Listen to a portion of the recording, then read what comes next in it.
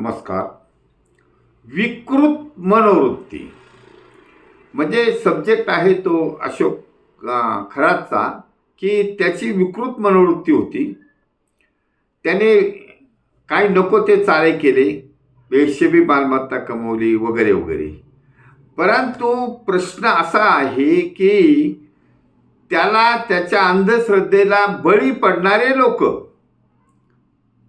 संवैधानिक पदावर का बसले होते, बसलेले लोक कसे बळी पडले, याचं उत्तर कोणी शोधो अगर ना शोधो, कोणाला सापडेल ना सापडेल. लोक सगळे त्यांची टीका करण्यात आणि त्याचा शोध लावण्यात, केस दाखल करण्यात, राजीनाम्यामध्ये व्यस्त आहेत. परंतु त्याचा शोध सैनिक समाज पार्टीला लागलेला आहे. सैनिक समाज पार्टी अनेक वर्षापासून अडाणी अल्पशिक्षित हा शब्द वापरून आपला प्रचार करीत असते.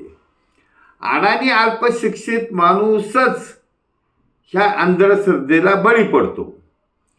कर्तव्यदक्ष माणूस बळी पडणार नाही, सुशिक्षित माणूस बळी पडणार नाही.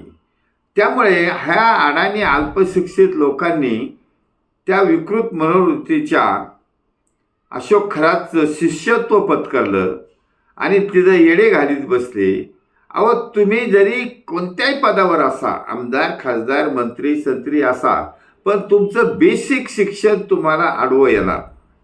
कारण बेसिकली तुम्ही सुशिक्षित नसल्यामुळे तुम्हाला हे समजण्याच्या बाहेर आहे. जरी नरेंद्र दाभोळकर यांच्या आग्रहास्तव बिल पास झाला असलं, अंधश्रद्धा निर्मूलन कायदा आला असला, तो जरी त्यावेळेच्या आमदारांनी पास केला असला तरी त्याचा अभ्यास करून हात उंच नाही केला, त्याचा अभ्यासच नाही केला. त्याची अभ्यास करायची तुमची क्षमताच नाही आहे, बौद्धिक पातळीच नाही आहे. त्यामुळं तो जो कायदा पास झाला तो फक्त हात उंच करून पास झाला, त्याचा अंमल तुम्हाला करता येत नाही. तुम्ही त्या अशोक खरातच्या मागे लागता. काय तुम्ही कुठं नेऊन ठेवला महाराष्ट्र? महाराष्ट्राची इतकी अधोगती केली की तुम्हाला त्याचं पाप लागणार आहे. आणि ते तुम्हाला पाप लागेल याची पण जाणीव नसणार आहे. कारण तुम्ही निर्बुद्ध माणसं असल्यामुळं तुम्हाला ते पण कळणार नाही की आपण घोर पाप केलं आहे. आणि त्यामुळे आज तुम्हाला बाहेर काढण्या एकमेव पर्याय सैनिक समाज पार्टीने जनतेच्या न्यायाला सुचवला आहे. जनतेने सावध होण्याची गरज आहे. आणि राजकारणात जरी शिक्षणाची आट नसली तरी शिक्षणाची आट घालणं गरजेचं आहे.